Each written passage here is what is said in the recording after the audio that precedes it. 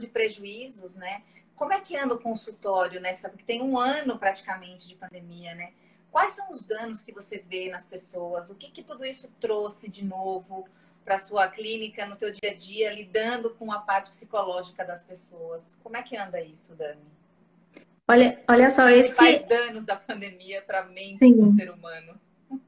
esse foi o ano, eu acredito, que mais se falou sobre saúde mental nos últimos tempos, né? Então, de modo geral, a Organização Mundial da Saúde já tinha uma previsão, já esperava que 2020 seria um ano onde haveriam muitos problemas de saúde mental, especialmente transtorno depressivo. Então, já havia essa expectativa, né? Antes mesmo de saber, obviamente, que iria existir uma pandemia no ano de 2020. Então, se já tinha essa expectativa antes da situação pandêmica que a gente vive hoje, imaginem após, né? Então, já existem diferentes estudos de diferentes partes do mundo que atestam o número de transtornos que aumentaram, né? E especialmente, o que eu mais vejo, por exemplo, na minha prática clínica, são transtornos depressivos ou sintomas relacionados à depressão e disparado sintomas de ansiedade, né? Porque a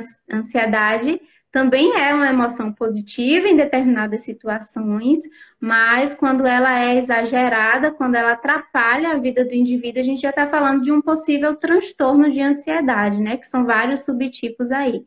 Além disso, tem um transtorno do estresse pós-traumático, que é em relação ao estresse crônico. Então, muita gente que vivenciou a situação de ter perdido alguém, por exemplo, para Covid, né? Que teve a Covid, mesmo aqueles que não tiveram muitas sequelas físicas do vírus, acabaram desenvolvendo um transtorno do estresse pós-traumático. Então, esses são os principais que têm aparecido na clínicas que as pessoas têm buscado ajuda terapêutica para tratamento.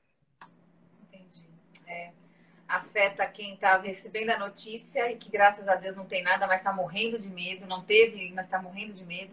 E Sim, principalmente os afetados, né, com esse trauma, tanto de um familiar que partiu e quem ficou. Então, são inúmeros os problemas psicológicos que a gente vai sim, enfrentar aí na... sim. Você quer colocar alguma coisa? Não, eu quero, assim, só reforçar isso aí, porque, óbvio, a gente precisa de... Vamos saber de Dami como é que... Em que momento é que uma ajuda profissional deve ser buscada, mas eu reforço que, assim, a gente está vivendo uma situação que só imaginávamos nos filmes, naqueles filmes de mau gosto até, que eu nem nunca gostei, né, desse gênero de filme de ficção científica. Apocalíptico.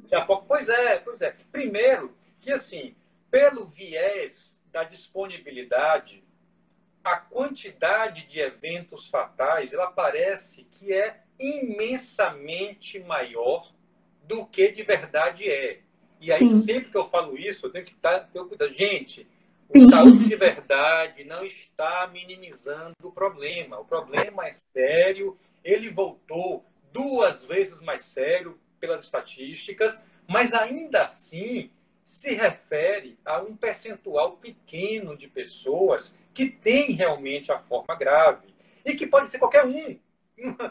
Não é que tem alguém que está livre, mas também uhum, existe uma lógica do corpo já afetado por alguma doença e que ele tem mais chance de ser acometido de forma grave. Mais fragilizado. Mas qualquer um pode ter. O que nós temos que fazer um exercício é de nos posicionarmos mentalmente falando, como eu digo, no meio termo. Não é nem para nos entregarmos ao desespero e nem acharmos que é uma invenção, uma teoria da conspiração e que um remedinho barato resolve isso. Gente, não é. Assim, é impressionante como nós continuamos vendo e como nós nos expomos muito aqui, Dami, nas redes sociais. As pessoas sim, acessam muito a gente e veem assim, posições moderadas, felizmente são as mais comuns, mas ainda tem gente que está achando que é uma invenção. E que quando eu falo que máscara, isolamento social, para quem puder, é óbvio. assim, criticar o lockdown ou criticar o distanciamento porque ele tem efeito colateral não cabe, porque assim, existe efeito. Algumas pessoas não conseguem fazer. É igual aquele remédio, eu fiz essa comparação, acho que no programa de rádio do último sábado. Existem alguns remédios que a pessoa não consegue engolir. Isso é um fato. Isso é um fato. É um comprimido, para dar um exemplo assim, bem prático, que ele é tão grande que não consegue ser engolido. Isso é um problema para aquele tratamento. Mas daí a criticar a substância que está naquele comprimido, perfeito, também não é o caso. E as pessoas, de novo, por esse mecanismo rápido e superficial que a gente trabalha, elas julgam rapidamente e ficam na superficialidade da questão. Para piorar, tem a questão política, que só piora isso, a nossa ausência de lideranças confiáveis. Mas isso é outro assunto. É um conjunto, né? E ao mesmo tempo que a gente tem pessoas tendo esses inúmeros problemas que você acabou de citar, pelo excesso de medo e por estarem assim desesperadas, tem outras que partem para a negação, que também é um outro mecanismo cerebral de você prefere negar, é como se ali você te libertasse do problema, né?